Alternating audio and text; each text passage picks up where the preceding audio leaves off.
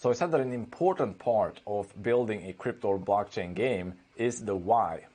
Why are we building this special, complex type of game? Why aren't we just building a normal game without the blockchain interaction? Because that would be way easier. We would get rid of a large part of the difficult programming, for example, if we wouldn't go the blockchain and crypto route. So what actual value could we provide to our players that we can't provide with a normal game architecture? And that is really the core principle here that I want you to take away from this. It's all about value to the players. And this is sort of business 101, of course, that we should provide value to our customers, because that's what it is. And that is what I want you to have in mind. But what can that value actually be? What sort of value can we provide to the users with adding, for example, cryptocurrencies and tokens to our game? Well, the first thing that I would say is ownership. So we have a decentralized record of ownership. So we have a record on the blockchain of how much of one item do I actually own, or how much money do I actually own in game. And it is not something that is in the hands of the actual game itself. Other parts of it might be in the hands of the game, but the actual ownership, there's no doubt that I own this very token. And that's very important. The other part is actual in-game money, in-game currency. Because with cryptocurrencies or tokens, we can provide our players with a more widely accepted currency to use in-game. We don't have to create a specific currency that is only valid inside of games. So, for example, in many games, there are currencies that you can buy using, US dollars. You can buy the in-game currency. But then, once you have that in-game currency, it's often very hard to get back to dollars. Or, for example, let's say you purchased a ton of that currency. Now you're locked into that game. And that's, of course, good for the gaming companies, but it's not necessarily good for the users.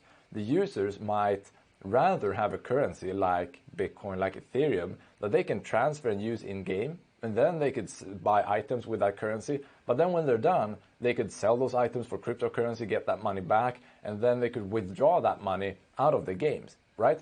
With in-game currencies, you can't do that. You can't, transfer money to the game, use them in-game, purchase stuff, then sell those things and get back to where you started. You're always locked within the game. Even though you buy and sell items in-game, you're still locked in with that currency in-game.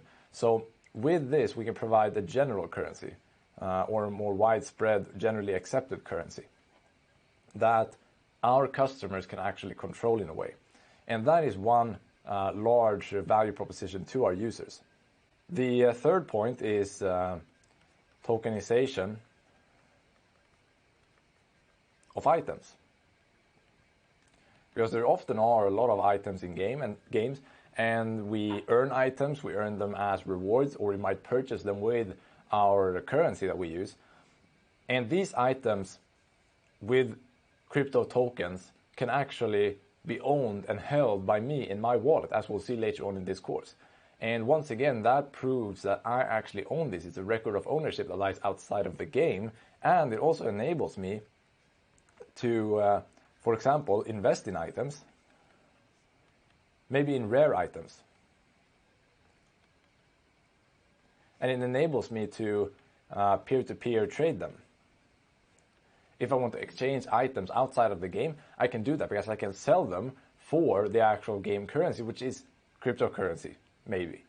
And once again, I give my users way more freedom than what I would if the items are just a token in the game that the game totally controls, and where they dictate what I can and cannot do with that token, which people I can send it to, how much I need to sell it for, and so on. With tokenized item, we can create general marketplaces for these items, which can now not only be traded with other items in game. I can trade them with items there are other tokens on in the, for example, Ethereum blockchain. I could trade them with tokens from another game. So all of a sudden, we open up the entire gaming ecosystem to enable your users to do whatever they want with their tokens. they can trade them for Ether, they can trade them for Bitcoin, they can trade them for any ERC20 token, for example. And you can have rare items. You could have non-fungible tokens in your game. So you could have very rare items that are unique. And that is also an aspect that you can actually prove using blockchain. You can prove that certain items will only be minted X number of times, right? They will only be minted 10 times. And you can also prove to the user that this item X here, that only exists in 100 copies. There are no more of that. Because you can look in the blockchain, you can see all of the balances of the tokens for every player, right? So it opens up a transparency in terms of the items. How many people actually own this item? You can't know that in any other game without trusting the actual company, but usually they don't put out that statistic anyway. Now you can figure out exactly how many people own one item, is this item actually rare, and how are they going to inflate this item in the future. You can know all of that with tokenization of items. So these are some of the value propositions when it comes to blockchain games, and all of this can be combined into a marketing effort so that you easily can market your game because it stands out from the rest of the games. You provide something new, something exclusive, something unique, and that is very, very important. If you want to draw players into your game, you need to be unique, you need to find unique selling points, and crypto and blockchain can provide you with many of those. I hope you learned something in this video. In the next video, we're going to go into architecture and how you might design the architecture of a blockchain game.